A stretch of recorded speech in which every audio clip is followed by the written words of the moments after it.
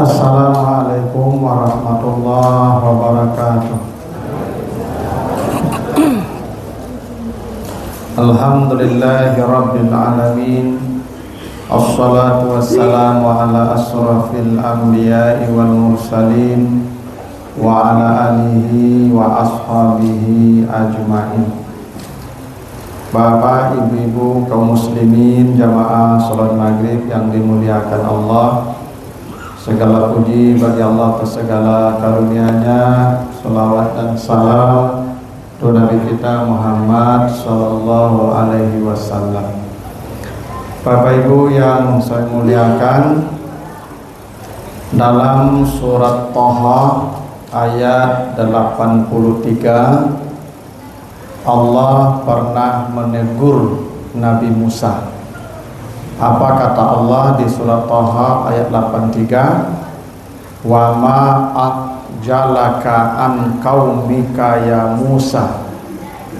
Musa, kenapa engkau tergesa-gesa menemui Tuhanmu dan meninggalkan kaummu? Jadi Nabi Musa ini pernah berjanji bertemu dengan Allah, bermunajat di Bukit Tursina. Janjinya malam janjinya mulai. Tapi Nabi Musa sudah datang siang. Ya, dia tinggalkan umatnya. Padahal umatnya belum siap ditinggalkan, dia sudah berangkat. Maka kemudian Allah menegur Nabi Musa. Kata Allah, ma'ajalaka an qaumika ya Musa. Musa, kenapa kau tergesa-gesa? Kata Allah begitu. Di surat Thaha juga ayat 114-nya Allah juga pernah menegur Nabi Muhammad karena tergesa-gesa membaca Al-Quran. Apa kata Allah? Wala ta'jal bil Qur'an min qabli an yuqda ilaika wahyu. Muhammad, jangan tergesa-gesa membaca Al-Quran sebelum selesai disampaikan kepadamu. Memang begitu tuh. Jadi Nabi Musa ditegur Allah karena tergesa-gesa, padahal maksudnya baik, karena dia ingin dapat ridha Allah. Nabi Muhammad tergesa-gesa juga baca Quran karena maksudnya baik, Nabi ingin cepat selesai wahyu ini. Tapi dua-duanya ditegur oleh Allah. Nabi Musa ditegur oleh Allah karena tergesa-gesa. Nabi Muhammad juga ditegur oleh Allah karena tergesa-gesa. Nabi Muhammad itu nabi terbesar dari keturunan Nabi Ismail. Nabi Musa nabi terbesar dari keturunan Nabi Ishak. Dua-duanya orang yang paling hebat di muka bumi.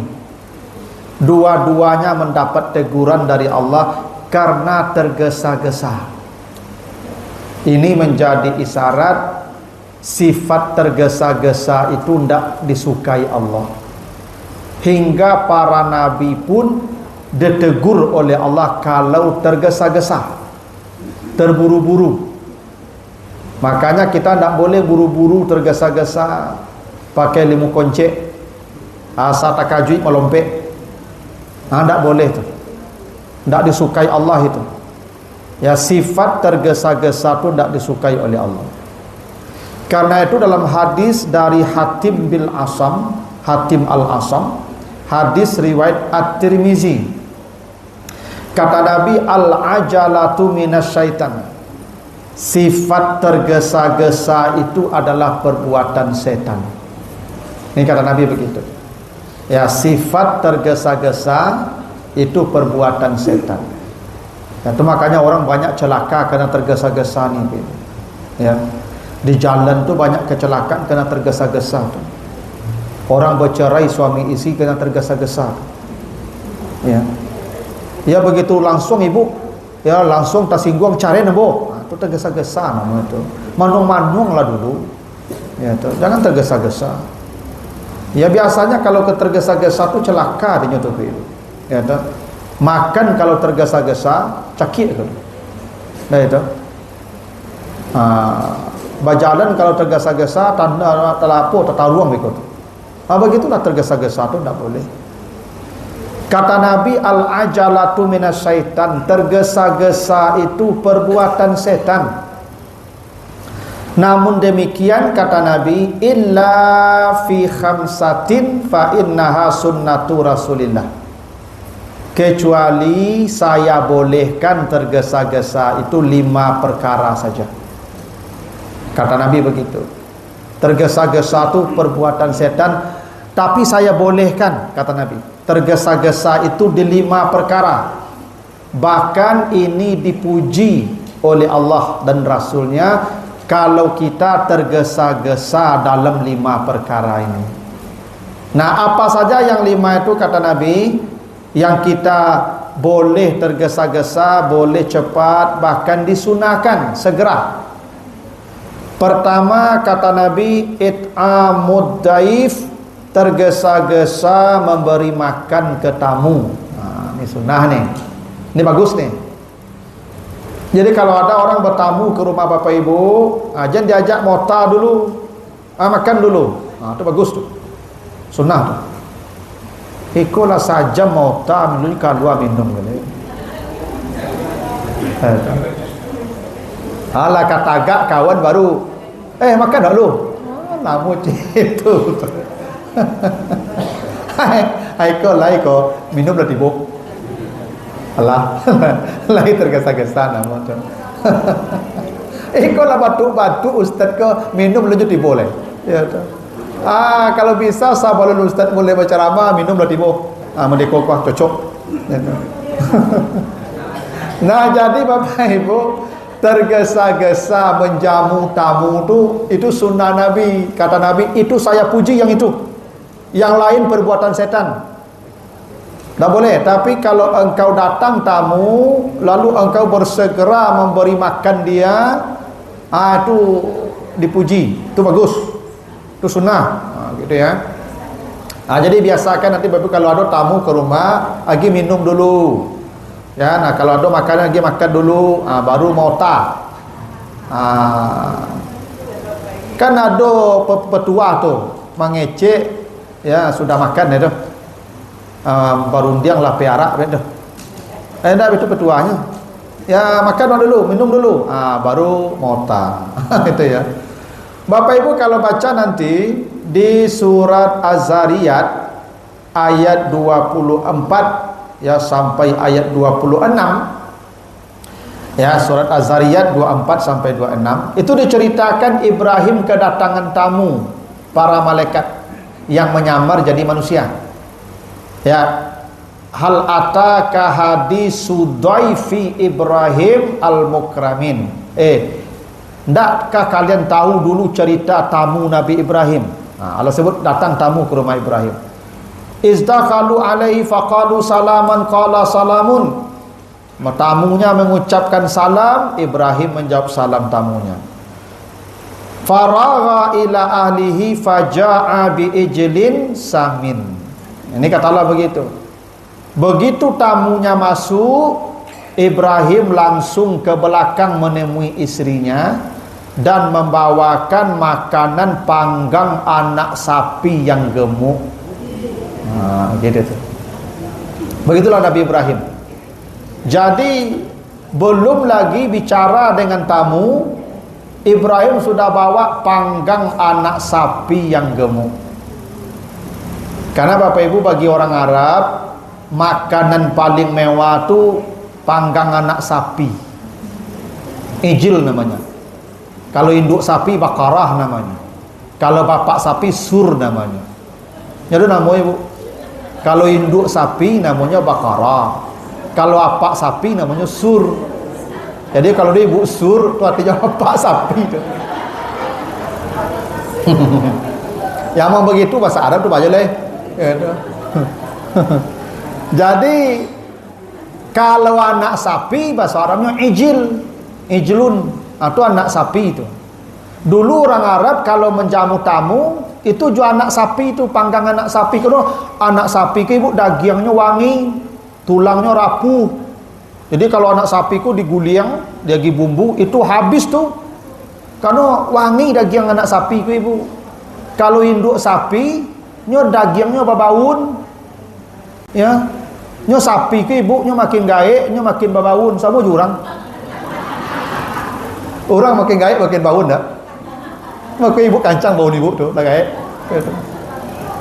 Iya. Itu anak-anak bayi itu ibu, itu ndak dimandikan 2 hari ndak apa-apa. Ndak betul. Ibu cubalah 2 hari ndak mandi. Ibu pun takut bau ibu ikut rumah. Apalagi kami. Begitulah. Jadi panggang anak sapi itu makanan mewah. Itu makanya Nabi Ibrahim diceritakan kasih makan tamunya faja'a bi'ijlin samin. Bukan panggang anak sapi aja, anak sapi gemuk yang banyak lamak. Lamak itu bahasa Arabnya samin. Samin itu benar lemak, makanya orang gapuk bahasa Arabnya samin. Lama banyak gitu ya. Kalau Bapak Ibu ternyata memang ya lama itu jangan dibuang makan ya. Jadi lama-lama di daging tuh jangan dibuang Bapak Ibu ya. Lama-lama di daging tuh itu yang baik. Lama di daging tuh awak mau buang ya. Itu enggak ada kolesterol, coba lah makan dalam hari lo. Allah sudah sebut tuh ya kan. Makanya samin itu berlama-lama, artinya yo lama-lama ada kan ketamu itu ya. Ada awak takut makan lama, coba ibu tanyalah ke orang kesehatan, lama sapi itu obat tuh ya. Nah jadi Ibrahim belum lagi tamunya diajak bicara, dia sudah bawa panggang anak sapi. Itu contoh sunnah Nabi ya. Nabi Ibrahim begitu kan, sunnah tadi begitu kata Nabi tadi. Tergesa-gesa menjamu tamu itu sunnahku, sunnah para nabi. Itu satu. Jadi kalau nanti tamu ada ke rumah Bapak Ibu orang bertamu, begitulah ya. Jangan mota lah panjang atau kan lah kariang kerongkongan tamu ke mota. Nah minum ku anu keluar. Lah minum dulu baru mota ya. Itu sunnah Nabi begitu ya. Dan kalau bisa makanan itu makanan yang paling mewah. Itu maka panggang anak sapi jadi itu paling mewah. Jadi jangan kue maloyang jo. Banyak tu kue rumah kue maloyang saya keluar dak amun tu. Tu. Cari ni rancak kue di rumah tu. Kue selemari Pak, kue maloyangnya keluarnya. Kue maloyang tu macam kacau tu. Ya tu. Kareh tu mah. Orang nak bagi gigi payah makan juga tu mah. Ibu apa tamu tak bagi gigi, bagi ke meloyang tu menyesal tamu namu tu. Nah sesuaikanlah jo keadaan tamu dia. Itu satu. Jadi tergesa-gesa menjamu tamu tu, tu bagus kata Nabi. Kalau yang lain perbuatan setan. Yang kedua kata Nabi tajhizul mayyit, tergesa-gesa menyelenggarakan jenazah. Kalau ada orang mati, jangan ditunggu-tunggu pula sampai besok dikuburkan. Hari itu juga mandikan, salatkan, kafankan, kuburkan. Jadi kalau mati dia siang ini, siang sesore-sore hari kuburkan. Yang penting lah pasti matinya. Kadang-kadang Bapak Ibu lah mati pagi kau, siang kau, alunya dikubur sampai tunggulah anaknya besok. Jenazah kau tak boleh bermalam di rumah Bapak Ibu. Ya sebenarnya jenazah itu tak boleh bermalam di rumah. Dalam sejarah Bapak Ibu, Nabi Muhammad tu meninggalnya menjelang zuhur, sekitar jam 10-an dah, setelah duha. Itu semalam-malam juga hari Senin itu dah itu ya dikuburkan Nabi malam itu juga ya. Dalam kitab Murujuz Zahab disebutkan begitu. Malam itu juga dikuburkan. Karena tidak boleh mayat itu bermalam di rumah sebenarnya itu, karena fitnahnya besar. Ya, bangkai itu fitnahnya besar. Orang apalagi lamo sakit, beko langau beko inggok ka betul kata lingonyo ka giginya ka boleh beko tabang-tabangnya pindah penyakit beko. Itu makanya kalau di negara-negara barat Ibu, jenazah ko tidak boleh dibawa ke rumah. Kalau di negara barat jenazah ko di rumah duka namanya, tak betul. Jadi kalau ingin melayat jenazah ya ke rumah duka, tidak ke rumah no. Itu aturan di negara-negara barat, tak boleh jenazah ko di rumah Ibu. Ada rumah dukanya tu, khusus untuk penempatan jenazah aja tu. Ya begitu harusnya. Bangkai tak boleh lama-lama di rumah. Makanya dalam hadis Ali bin Abi Thalib, hadis At-Tirmizi, kata Nabi, ya Ali, salasun la tuakhirha, 3 perkara yang tidak boleh engkau lambat-lambatkan. Segerakan, tadi itu. 3 perkara jangan kau tunda-tunda ya, kalau kau ketemu yang 3 ini. Pertama, as-salatu iza atat, salat kalau sudah datang waktunya. Itu makanya Nabi kalau sudah tergelincir matahari, sudah masuk waktu zuhur, Nabi hendak berjalan, Nabi selalu jamaknya takdim, bukan takhir. Kalau ditanya boleh, boleh. Boleh tak jamak takhir Ustaz, nanti kita di sana aja salat zuhur? Boleh. Cuma Nabi selalu menjamaknya takdim kalau waktu salat sudah datang, sebelum berangkat. Karena salat tak boleh ditunda-tunda, itu maksudnya tu. Ibu-ibu yang masih haid, ibu boleh tak salat ke masjid? Boleh salat di rumah? Boleh. Ada rukhsah keringan untuk ibu-ibu. Ya, boleh di rumah. Ibu kalau tak ke masjid, salat yang masih haid, datang waktu salat, segera salat. Ibu tunda-tunda, datang haid ibu. Ibu dihitung meninggalkan salat sengaja namanya tu. Karena ibu suci diri waktu salat datang. Nah, itu maka salat tak boleh ditunda-tunda. Yang kedua kata Nabi, al-janazah iza hadarat, jenazah kalau sudah pasti matinya jangan tunda-tunda lagi. Kadang anaknya ada orang dari luar negara bagai anaknya di Sulawesi, alhamdulillah. Kau cocok teguh kau ya. Pas mana teguh kasih. Ya. Kau yang tergesa-gesa yang disunahkan Nabi. Nah, jadi kata Nabi, jenazah kalau sudah pasti matinya jangan tunda-tunda, segerakan kata Nabi. Karena begini Ibu, dalam hadis Abu Hurairah, hadis Al-Bukhari, kata Nabi, asri'u bil janazah, segerakanlah penyelenggaraan jenazah kamu. Kalau ada yang mati, cepat selenggarakan kata Nabi. Kenapa begitu? Fa in taku salihatan fa khairun tuqaddimunaha ilaih. Kalau dia orang baik, matinya baik, kalian telah menolongnya mempercepat dapat kebaikan dari Allah. Bapak Ibu, orang kalau matinya baik, dia disambut para malaikat di setiap pintu langit dan dibawa ke alam barzah, lalu didekatkan ke surga. Ini surgamu. Nanti baca di surah An-Nahl ayat 32 itu. Allazina tatawaffahumul malaikatu tayyibina yaquluna salamun alaikum fadkhulul jannah. Orang-orang yang dimatikan malaikat dalam keadaan baik, maka disambut dengan kata salamun alaikum, ini surgamu. Makanya di surat Ali Imran ayat 170, orang-orang yang matinya beriman, matinya baik, farihina bima atahumullah min fadli, mereka bergembira karena diberi karunia oleh Allah yang banyak di alam barzah. Kapan mereka mendapat karunia itu? Setelah diselesaikan jenazahnya. Itu makanya kata Nabi, kalau dia orang baik, kalau kalian segerakan pengurusan jenazahnya, dikuburkan cepat, kalian telah membantunya mendapat kebaikan lebih cepat. Itu tujuan itu, kok capek. Ini ingin capek ke alam barzah, ingin capek diproses di alam barzah. Kalau jenazahnya belum ditunaikan, belum selesai urusannya itu. Itu maka kata Nabi, segerakan. Wa in taku siwa zalika, kalau dia bukan orang baik, matinya buruk, mungkin dosanya banyak, matinya buruk, matinya, segerakan kuburkan dia. Kenapa? Fasarrun tada'unahu an riqabikum, kalian telah mempercepat hilangnya keburukan dari pundak kalian. Orang yang mati buruk nih Ibu, jadi beban bagi penduduk langit dan penduduk bumi. Ya, nanti baca tuh surat Al-A'raf 40 itu. Orang-orang yang matinya buruk, malaikat-malaikat yang di langit itu menutup pintu-pintu langit. Innal ladzina kazzabu bi ayatina wastakbaru anha la tufattahu lahum abwabus sama. Orang-orang yang mati menyombongkan diri itu, tu malaikat-malaikat jijik menengoknya tu, maka pintu-pintu langit dikunci. Jadi penduduk langit, penduduk bumi itu akan terbebani dengan orang yang matinya buruk.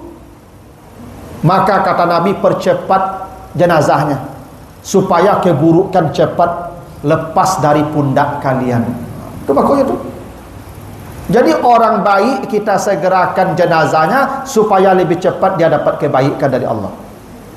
Orang buruk kita segerakan supaya lepas keburukan lebih cepat dari pundak kita. Itu makanya kata Nabi, segerakan kalau sudah mati segerakan. Itu maka pesan Nabi ke Ali begitu. 3 perkara yang tak boleh kau tunda. Salat kalau sudah datang waktunya. Jenazah kalau sudah pasti matinya.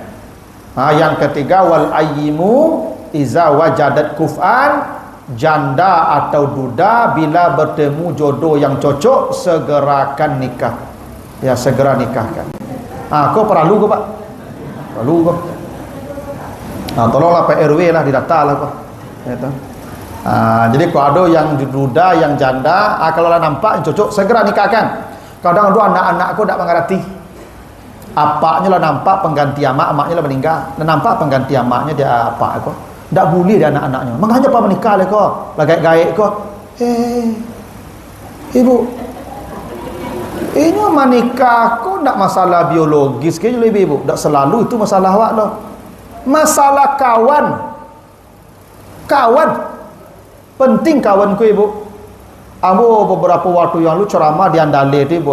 Sedang ceramah habis maghrib kau heboh warga ibu. Ada apa-apa matilah membusuk ibu di rumah tu. Tak tahu orang lah busuk mati ibu. Tanya tu apa kau isteri lah meninggal. Anaknya lah ada anaknya. Cuma ndak namu je anak doh. Nyingin di rumah saya surang, tak punya apa anaknya loh. Mungkin panyang di kamar mandi tu ibu, lah mati membusuk ibu.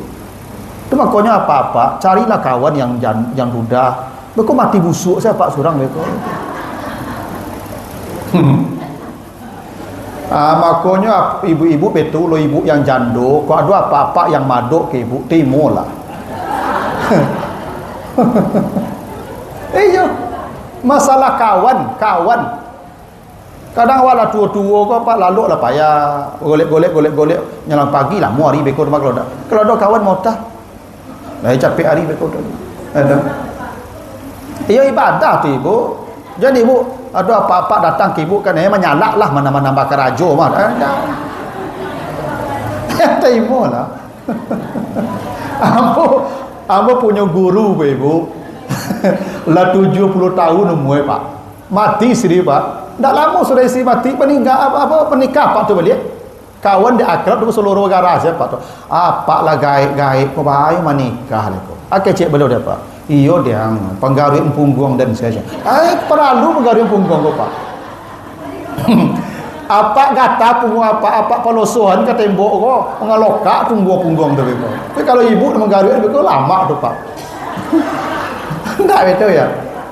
Ibu terima lah. Ya ibu terima lah.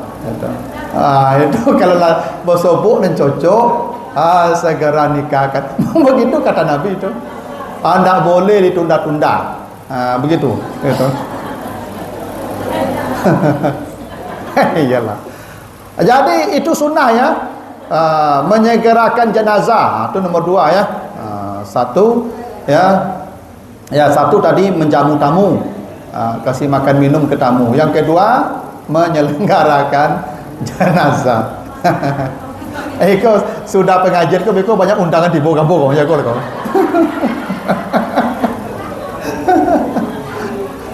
Begitu. Nah yang ketiga, ini yang tergesa-gesa yang dibolehkan nih. Bahkan yang tergesa-gesa yang ini dipuji. Ini bahkan sunnah Nabi nih yang tergesa-gesa yang ini. Apa yang ketiga kata Nabi, tazwijul bikir, menikahkan anak gadis. Jadi cepat menikahkan anak gadis itu sunnah Pak, dan itu dipuji oleh Allah. Jadi anak gadis itu Pak Ibu memang capek dinikahkan. Itu sunnah Nabi. Bapak Ibu kalau baca surat At-Tahrim ayat yang kelima, ya surat At-Tahrim ayat yang kelima. Itu Allah memuji ciri-ciri perempuan yang itu istri Nabi. Siapa istri Nabi yang dipuji oleh Allah? Ada banyak cirinya. Muslimat, mukminat, qanitat, taibat, abidat, ya, saihat, sayyibat wa abkara. Salah satu istri Nabi yang dipuji Allah yang perawan. Itu artinya menikahkan anak gadis cepat itu dipuji Allah. Makanya Aisyah menikah dengan Nabi usia 6 tahun, usia 9 baru bergaul dengan Nabi. Sunnah Nabi menikahkan anak gadis. Kok capek ibu? Ibu, apalagi zaman kini ibu, fitnah terlalu besar ibu. Anak gadis ibu kok. Inyo anak gadis kok sama jo talu ibu. Kalau larata harago turun langsung. Sayol ibu kamu. Kini bapak ibunya pakai HP canggih, bisa video call je laki-laki. Kini hotel penginapan banyak, nyu punya kendaraan, mengendalikan anak pedusi tak mudah kini do ibu. Ibu carilah anak-anak kos sekitar ibu. Jambara dijapuk laki-laki, jambara diantar laki-laki. Tak mudah. Ambo sasak anguk ambo punya anak gadis ibu kuliah di Jakarta, sasak anguk ambo ibu. Ini ada jual awak ibu, ini yang paling tahu kemangannya mengawak dah tahu anu. Tak mudah punya anak gadis. Makanya ambo mau keceng ke anak gadis yang buat ibu. Kalau dulu kau waktunya kapai kuliah ke Jakarta, nah kalau basobok besok laki-laki yang cocok. Ya, cocok katamu bagus saleh dia bawa ke sini. Saya nikahkan. Kuliah terus saya berikan biaya sampai selesai. Oh nak bekerja suamimu, saya kasih belanja, saya tambah piring satu lagi di rumah. Tapi jangan coreng kening saya. Jangan membana. Kini anak-anak kini masalah anak gadis tu bakir tinggal di nyo ibu. Anak laki-laki nyo kelari kata abang tak masalah lah. Yang perusi kau tak mudah punya anak perempuan apa ibu. Maka ekstra hati-hati zaman kini ke ibu, fitnahnya terlalu besar.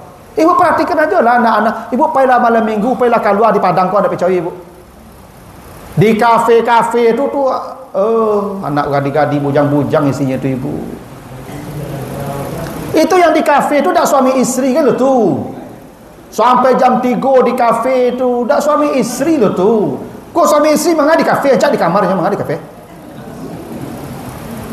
Habis kau pulang jotonya bagi berdua dalam motor kacau filem tabak kalam la ilaha illallah. Masalah kini kau ibu. Wajar Nabi mengatakan segera nikahkan anak gadismu. Itu sunnah. Saya punya ya salah satu kenalan bapak ibu. Anak perempuan beliau tu 5 kalau tak salah saya. Semua anak perempuannya kuliah. Sampai doktor anaknya laki perempuan-perempuan tu, tapi menikah setelah tamat SMA semua. Iya, dinikahkannya, tamat SMA dinikahkannya, tapi kuliah tetap kan kuliah ada halangan. Lebih bersih hidup begitu, lebih nyaman hidup begitu. Sunnah Nabi begitu, tak mungkin Nabi salah mengajarkan ke kita. Ya, saya punya kawan ibu. Orang pesisir sama seangkatan dengan saya kuliah dulu semester 5 ada adik tingkat semester 3 dia jatuh cinta ke adik tingkatnya tu. Adik tingkat tu yang perempuan tu suka pula sama dia, tapi mereka tidak mau pacaran. Sepakat mereka apa kata yang perempuan, temui ayah saya. Datang dia temui ayah pesisir selatan tu, datang ke rumah tu cik apa mengang dia biasalah kalau tiba anak gadis orang mengang. Ambo ka menikah ya anak apa akan melamar anak apa tanya dia apa akan juang ambo kuliah baru pak kuliah baru je ya pak semester barang semester 5 pak tu bang bagi belanja anak dia ni orang nikah tu anak dia bawa belanja orang kuliah baru je ciknya dia ibu anak apa lagi belanja tarwih ambo dah gila belanja tarwih dia pak ambo ambo kami satukan belanja di Padang. Kami serumah je. Tamakan dapat yang produksi itu ibu, dinikahkan. Ndak adanya ke bioskop, ndak adanya ke pantai, ndak adanya. Hidupnya tenangnya, belajar di serumah berdua, aman. Sempat lahir anaknya ibu, sampai wisuda yang produksi lahir satu. Diopornya kapaknya, kamaknya anak dulu. Akhirnya jadi gurunya dua-duanya di Muko-Muko, di Bengkulu ibu. Sobok dan Bukit Tantu. Kan hebat hidup begitu tuh. Daripadanya makan kamari, kendaraan dijapit jam 8, diantar jam 2 balik, jam 1 malam, tak ada hubungan yang jelas. Kadang ada ibu-ibu ku aneh bin ajaib nampak dia. Anak gadis japit diorang malam, jonda, joto. Nyolape di induk tu mah. Dadah. Hati-hati ya, aduh. Anak hati-hati, ibu selesai dia tu mah. Cayo lah kamu. Durian diletakkan ke mentimun. Oh, selesai mentimun begitu tu mah. Tak ada cerita indah lah. Makanya Nabi suruh nikahkan segera anak gadismu. Itu sunnahku, kata Nabi. Ya. Awak kalau capek menikah buat dulu. Orang dulu menikah kan mau sampai balik. Dulu dah sekolah bagi itu. Mau balik menikah sampai balik. Kalau lah dewasa nikah. Salah satu hebatnya orang dulu capek menikah buat anaknya banyak-banyak. Zaman dulu anak orang sampai 2 balik bagi Pak. 2 balik. Dia capek menikah. Kalau nyu umur 2 sampai balik 5 balik menikah tu ibu produksi rancak. Nyu kuat baru melahirkan. Kalau 30 menikah 2 dapat anak ikut itu. Dulu anak orang sampai 10 biasa dulu. Sebalik 2 balik, 3 balik bagi. Dia capek menikah tu. Di samping memang dulu kan listrik tak ada, TV tak ada, HP tak ada. Lalu capek. Asal capek lalu anak banyak. Dulu kan begitu Pak. Dulu kan orang lampu togok Pak. Lampu togok kau mah nunggu isya saja Pak. Dah betul. Sudah isya, kalau duit sampai pagi lampu togok hitam hidung kan. Soalnya. Nah itu dia. Sudah isya bambu itu. Lalu lain. Dia lalu sudah isya. Kalau aku anak banyak sampai 2 balik. Akhirnya main HP sampai jam 1 dulu ke anak tu HP tu. Ya betul lah. Tapi capek menikah kok bagus ibu. Bagus ya kan. Minimal hidup jadi bersih. Karena ya kadang-kadang awak kau jual anak kau kerajo lo, punya rumah lo, punya kendak baru menikah. Waduh, konsep menikah tu tak begitu. In kanu fuqara yughnihumullah min fadli. Menikahlah kata Allah, kalau kamu miskin Allah kayakan kamu dengan menikah. Bukan kaya, maksud dicukupkan. Konsep dalam agama apa ibu? Menikah dulu baru kayu. Tak kayu dulu baru menikah loh apa ibu? Menikah dulu. Setelah menikah baru duit tanah, baru pencarian nampak, baru bakar rajo tanah, rezeki kita buka. Menikah tu sebab rezeki kita cukup. Itu kata Allah begitu tu. Ambo lu ibu sebelum menikah merasa ibu susah hidup ibu. Susah hidup ibu. Lama nikah ambo susah aja. Tapi rancaklah susah berdua pada susah surang tak Pak. Itu. Ya kan kalau susah pun awak berdua susah kan lebih senang Pak. Bisa bagi susah awak. Dah betul. Tapi alhamdulillah lah Pak ibu. Ya kan dengan menikah lebih capek memang banyak pintu-pintu rezeki kau terbuka ibu. Ya kan? Banyak contohnya lah Bapak Ibu. Tak perlu saya pula jadi contohnya. Ya kan? Tapi begitulah sunnahnya ya. Jadi Bapak Ibu anak-anak perempuan kau kalau nampaknya agak lain-lain jo laki-lakinya nikahkan selai. Jadi tagah-tagahan nikahkan. Tak pakai raju menantu tu lebih rancak Bapak Ibu menambah piriang cik lain daripada mungku awaknya coriang. Masalahnya malu tak kamar ke disuruh Bapak Ibu. Kalau itu yang terjadi di anak gadis awak. Ambo berkecen Bapak Ibu ke anak gadis ambo. Kalau engkau mencuri yang mungku ayah, dak kata lu ayah tagak di mimbar leh semui duit. Berkecen kan ambo situ. Memang begitulah Pak. Aku segera nikahkan tak masalah. Ada ya? Itu. Itu yang ketiga ya, menikahkan anak gadis. Tamu jando tadi yo Pak jando tu kalau sebut dia cocok. Samonya jando yo gadis yo samonya. Nah. Cuma kalau yang jando kok tergantung inyo. Kalau yang anak gadis tergantung apanya tu bedanya nyo. Kalau yang jando kok tergantung inyo, cocok dinyo capek. Tapi kalau yang gading ndak, awak apa capek carian duitnya tuh. Gitu loh. Yang keempat, yang sunnah Nabi tergesa-gesa tu qada'ud dain, membayar hutang. Membayar hutang kau sunnah apa? Jangan lambat-lambat mati beko. Makanya berhutang kau tak boleh panjang-panjang waktunya. Apa kata Allah di surah Al-Baqarah 282? Ayat hutang tu. Al-Baqarah 282 ke bu, tu ayat paling panjang dalam Al-Quran tu. Sehalaman satu ayat. Tu. Tidak ada ayat sepanjang ayat hutang ni. Nah, Bapak Ibu, kenapa ayat hutang paling panjang dalam Al-Quran Ibu? Karena urusan paling panjang di akhirat hutang.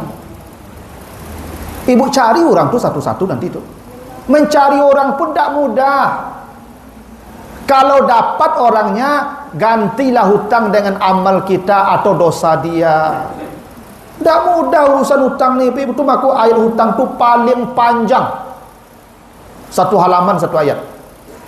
Dan berhutang tak boleh lama-lama tu, makanya kata Allah ya ayyuhallazina amanu iza tadayantum bidainin ila ajalim musamma, ila ajalim musamma. Ila tu maksudnya pendek waktunya. Kalau panjang waktunya pakai li ajalim musamma wa sakhara syamsa wal qamara ya kullun yajri li ajalim musamma. Li di sana kalau sampai hari kiamat panjang, li ajalim musamma. Kalau hutang pakai ila tu cepat, segera, jangan panjang-panjang. Ikulah pensiun berhutang 7 balik tahun, mati ikut tu. Lah pensiun adalah 5 dah. Tambah 7 balik tahun dah. 80 rabi, tak kesampai begitu umur ikut tu. Jangan lama-lama mana apa ibu berhutang. Hutang tu sependek mungkin. Kalau mati begitu susah wah.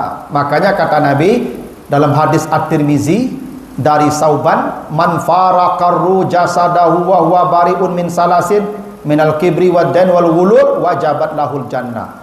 Siapa yang mati bebas dari 3 perkara, tidak sombong, tidak berhutang, tidak pernah curang, wajib masuk surga. Nabi begitu. Itu artinya yang berhutang tidak akan masuk surga. Karena yang boleh masuk surga kalau bebas dari 3 tadi. 1 bebas dari sombong, 2 bebas dari hutang, 3 bebas dari hulul, menipu, mengicu, curang. Kalau dia tidak punya yang 3 ini, wajabat lahul jannah, wajib surga untuk dia. Itu artinya orang yang berhutang tidak akan masuk surga kalau dia mati.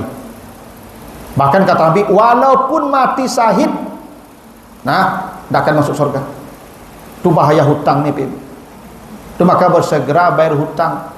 Kalau berjanji seminggu 2 hari bayar, berjanji sebulan seminggu bayar. Jangan ditunda pembayaran hutang tu. Begitu wak berhutang ku ibu, berjanji sebulan, carian menjalang sebulan. Pokok sebelum jatuh tempo tu bayar, kalau bisa besok pagi bayar kalau dapat. Tak boleh kita berhutang ni lama-lama ibu, mati nanti status berhutang. Kata Nabi dalam hadis riwayat At-Tirmizi, nafsul mu'min mu'allaqatun bidainihi hatta yuqda anhu. Ruh seorang kalau mati akan digantung sebelum hutangnya dilunasi. Ruh dia tidak akan dibawa, tidak akan diangkut. Kalau dia punya hutang sebelum hutangnya dilunasi. Itu bahaya hutang tu ibu. Orang kalau mati tu ya, itu ya tidak akan dibawa ruhnya kalau dia mati berhutang. Nah, tolong ibu dulu, sabar dulu ibu. Nih siapa nih? Ibu. Oh, ibu-ibu. Ya kan anak-anak tadi.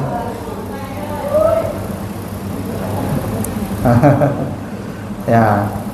Nah, kalau ibu-ibu biarlah, tak apa-apa. Ya. Kalau anak-anak bertagahan.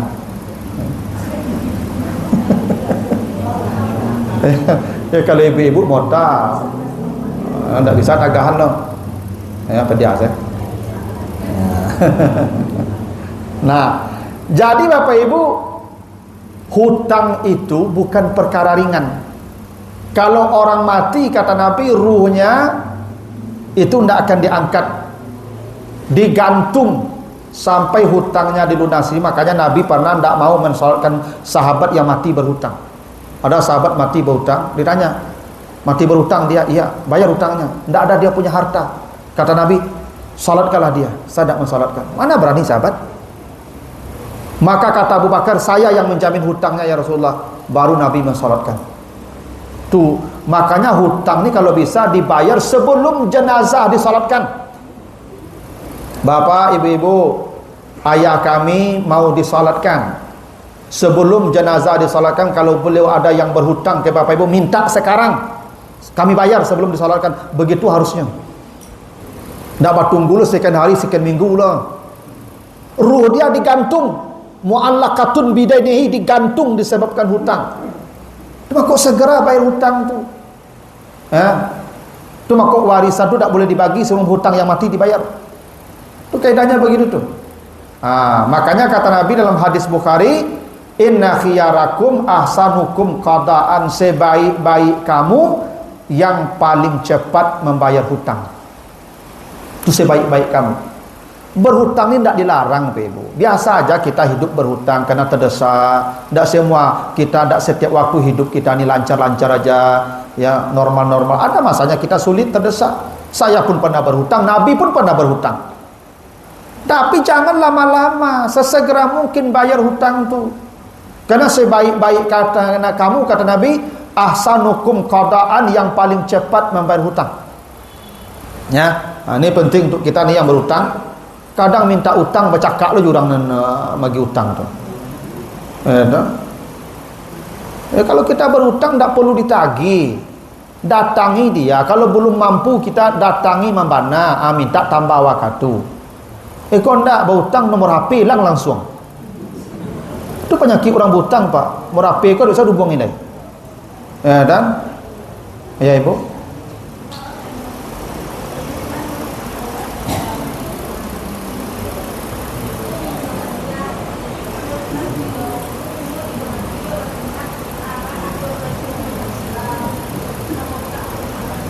Ibu berhutang, nyo orang tapik berhutang kau lah mati, kau tu hilang selai. Ibu yang pindah, bayi lagi nyo. Kau tak tahu orang di mana tinggalnya lah, lost kontak nama tu. Ibu simpan piti itu sampai nyo benar-benar lah mati. Dia tunggulah dulu. Kalau lah jalannya mati, dia tak bisa ditemui lah. Ibu tetap cari keberadaan dia. Tetap cari keberadaan dia. Kalau mau sobok dia bayar hutang tu. Kalau lah jalan matinya tak bisa, kalau di apa lah, di kontak dia tu mati tu mah. Bersedekahlah untuk dia tu sebanyak hutang tadi. Kirimlah ke dia ni sedekah, ni harta dia yang saya sedekahkan untuk dia. Beko masuk ke m-bankingnya beko tu mah di alam barzah. Ibu kau ngirim aman tu. Ya di alam barzah tu lebih canggih daripada dunia kau lepak. Cayolah Pak, matilah Pak, dia masuk ke alam barzah tu dak cayo. Lebih canggih pada dunia kau lemak. Itu kalau ada yang mengirim kau masuk ke banking ke saldo waktu mah. Ya nah. Kalau beda agama tu, walaupun beda agama ibu hutangnya. Bayi. Bayi. Ya, pokok pastikannya lu cari dulu. Emang apa hutang awak kinyo? Nyo hutang ku awak yang mencari orang tu mencari awak lah. Apa ibu kalau berhutang ke orang, awak yang berhutang tu mencarinya. Awak ni wajib membayar hutang. Tak awak yang mencari. Dak inyo lu tunggu datang ke rumah awak lah. Iko yang aneh orang berhutang tu, Pak.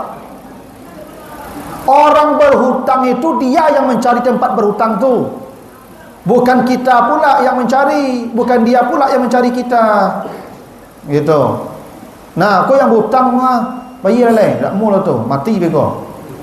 Nah, terakhir yang tergesa-gesa dipuji Allah tu at-taubatu minaz zanbi, bertaubat dari dosa-dosa. Aku dipuji segera. Tu makanya kata Allah di Al-Baqarah di Ali Imran 133, wasari'u ila maghfiratin min rabbikum, bersegeralah mendapat ampunan. Jangan tunda-tunda ibu berdosa kini, jangan sore tobatnya kini, beko mati jangan sore beko bah.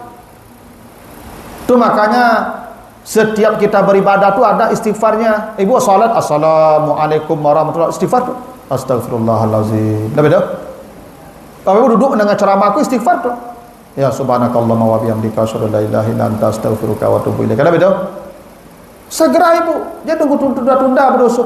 Sama masuk dosa dengan manusia. Ibu kalau berdosa je manusia, segera minta maaf menjelang malam, menjelang tidur. Mati beko dah jago pagi. Iya. Itu makanya kata Nabi, kalau ada perempuan tidur di malam hari, suaminya marah, tidak dia selesaikan malam itu, mati dia masuk neraka tu, karena malaikat melaknat dia sampai pagi tu. Ibu lah seminggu duduk punggung je apa lalu. Namu cetul tu. Mati beko. Ia jengkel lah ibu, apa ke ibu lalu ya duduk punggung, mati beko. Bergolong ibu kena neraka iko tu. Tak bisa-bisa ke tu. Selesaikan malam tu. Di kala lalu tu wassalam, Pak, mohon maaf, sama-sama lalu dah. Ya kalau tak bisa mereka tu menimbal selesaikan urusan malam tu. Kadang makanya ibu kalau lalu cari bantu apa tu. Iya. Kalau gambung pipinya, tanyalah. Pak, ada salah, Pak, ada masalah, Pak. Banyak masalah asyiknya. Tu selesai dulu, jalur. Ya tu. Kalau enggak beko masalah panjang beko. Segera yang sunnah Nabi itu segera bertobat kalau dengan Allah, segera minta maaf kalau dengan manusia. Nah, begitu tu. Nah, ini 5 perkara yang tergesa-gesa dipuji oleh Allah. Ya. Ya tergesa-gesa itu tidak perbuatan setan, ya, tapi dipuji oleh Allah. 1, menjamu tamu. 2, menyelenggarakan jenazah. 3, menikahkan anak gadis. 4, membayar hutang. Yang kelima itu bertaubat dan minta maaf. Segerakanlah yang 5 tadi, ya Pak. Yang jando-jando, yang duda-duda, tu perlu itu mah. Segerakanlah, koklah cocok. Nah, begitu ya. Nah, begitu dulu Bapak Ibu. Mudah-mudahan ada manfaatnya. Seperti biasa saya mohon izin ke sebelah salat isya-nya karena ada kajian lagi di Nur Hikmah. Tutup dengan doa kafarat. Subhanakallahumma wa bihamdika asyhadu an la ilaha illa anta astaghfiruka wa atubu ilaika. Wassalamualaikum warahmatullahi wabarakatuh.